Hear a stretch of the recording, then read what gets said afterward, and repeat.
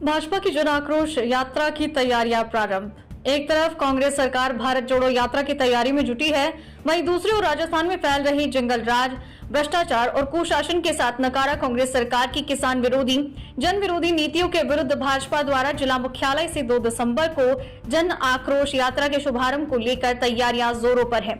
इसी तैयारियों को लेकर निजी होटल में भाजपा जिलाध्यक्ष लादू लाल तेली, सांसद सुभाष चंद्र बहेड़िया, जिला प्रमुख बरजी बाई के नेतृत्व में पत्रकार वार्ता हुई।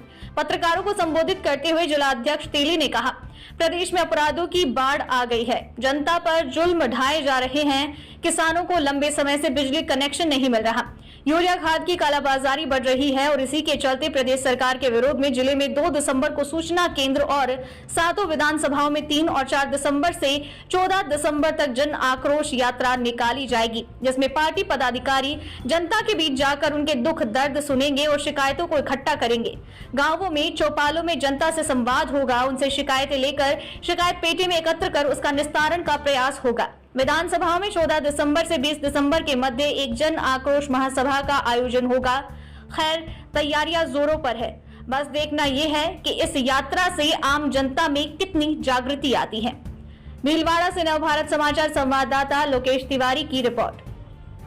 सभी पत्रकार साथियों, जैसा कि आप सभी को जानकारी है, जनाक्रोश यात्रा को लेकर रखी गई है। ये जनाक्रोश यात्रा क्या है?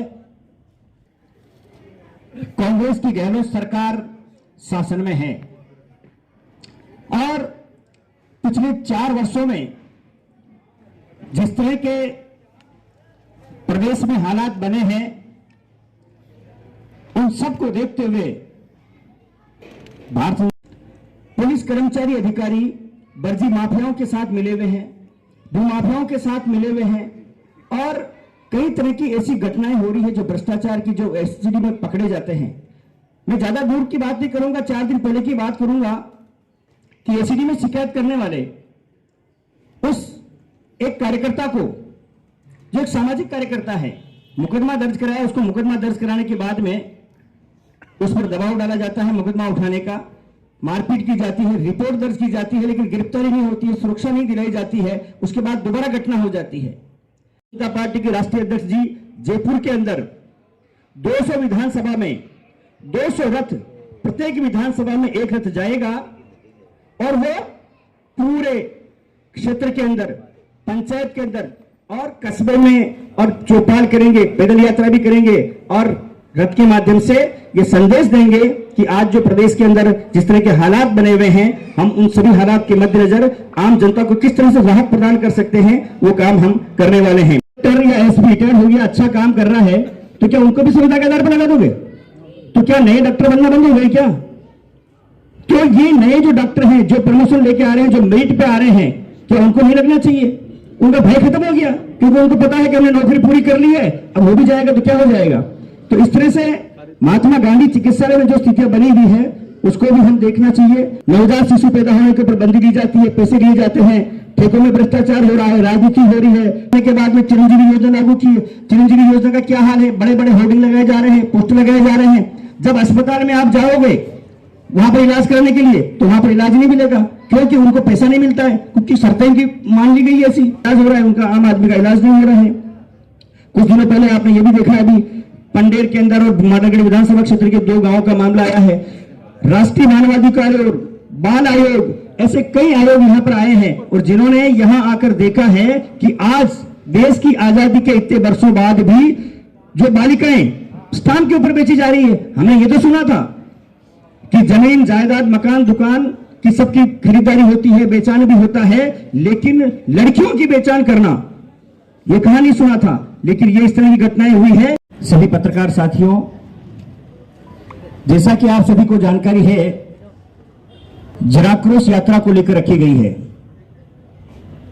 ये जनाक्रोश यात्रा क्या है?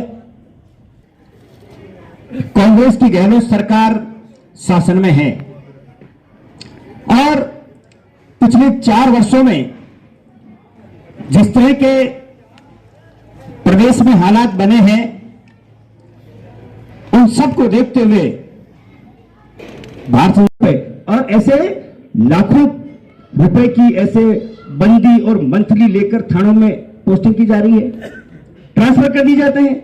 आज आपने देखा होगा 5-7 दिन पहले की बात है, एक कलेक्टर तक को धमका रहा है, उनको कह रहा है घोड़ा और घोड़ी को सवार हमें करनी है। क्या ये कलेक्टर और एसपी घोड़ा घोड़ी हो गए? तो इस तरह से प्रशासनिक अधिकारियों पर इस तरह से दबाव बनाना, उनको डराना धमकाना निश्चित तौर पर इस सरकार की नाकामी भी है और इस तरह की असफलता भी है। इस तरह की जो घटनाएं हुई है भीलवाड़ा शहर के अंदर, आपने देखा है जो निर्दोष लोग हैं, घर में बैठे हुए, डेयरी में बैठे हुए, मंदिर में बैठे हुए, उन पर हमले हो जाते हैं, गैंगवार हो रहा है। 006, 009, 19 रावण गैंग, ऐसी गैंग बन रही है और पुलिस क्या कर रही है, आपने देखा है। तो इस तरह के जो हालात बने हुए हैं कानून व्यवस्था को लेकर, एक हमारा बहुत बड़ा मुद्दा ये, यदि विषय लेंगे कानून व्यवस्था का, तो कानून व्यवस्था किस तरह चरमराई गई है और आवाज क्यों, किसी भी देश या प्रदेश या जिले का कितना ही विकास हो जाए, लेकिन उस देश की, उस प्रदेश की, उस जिले की जनता सुरक्षित नहीं है।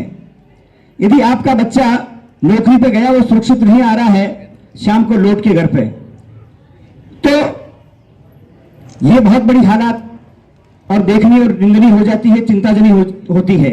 भारतीय जनता पार्टी राजस्थान प्रदेश नेतृत्व के निर्देशानुसार संपूर्ण प्रदेश में राज्य की कांग्रेस सरकार के खिलाफ भय, भूख, भ्रष्टाचार, जंगलराज और कुशासन के खिलाफ ये जनाक्रोश यात्रा निकाली जा रही है। उसी के तहत भीलवाड़ा जिला भारतीय जनता पार्टी द्वारा 2 तारीख को जिले के 7 विधानसभा क्षेत्रों में 7 रथ रवाना किए जाएंगे। ये रथ सूचना केंद्र से भीलवाड़ा जिले के सभी वरिष्ठ जनप्रतिनिधियों की उपस्थिति में रवाना होंगे। उसके बाद में 3 और 4 दिसंबर को अपने अपने विधानसभा क्षेत्र में ये रथ घूमना शुरू होंगे। ये रथ प्रत्येक पंचायत पर और चौपाल पर जाएंगे और जो राजस्थान की कांग्रेस सरकार की जो जन विरोधी नीतियां हैं, असफलताएं हैं, बिगड़ती हुई कानून व्यवस्था है, किसानों को कर्जा माफी का विषय है, बेरोजगारों को रोजगार और भत्ते का जो विषय है, बिजली की दरों का विषय है और ऐसे कई विषयों को लेकर आम जनता के बीच में जाएगी।